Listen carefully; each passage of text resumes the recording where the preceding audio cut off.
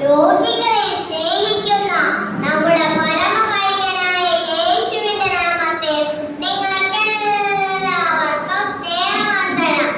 Hi കൂട്ടുകാരെ, corona എന്ന മാരക രോഗം പിടിച്ച് നാം ഒരു വർഷം കഷ്ടപ്പെട്ടു അല്ലേ? നിങ്ങൾക്ക് പലർക്കും അത് വന്നിട്ട് ഉണ്ടാകും.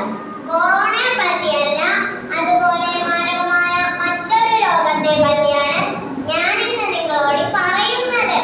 അതേത് രോഗമെന്ന് അറിയാമോ? അതാണ് കുഷ്ഠം. കുഷ്ഠരോഗമെന്ന് നിങ്ങൾ ചിലപ്പോൾ കേട്ടിട്ടുണ്ടാകും. കുഷ്ഠരോഗിയെ നിങ്ങൾ കണ്ടിട്ടുണ്ടോ? ബൈബിളിൽ ഒരിടത്ത് പറയുന്നുണ്ട്.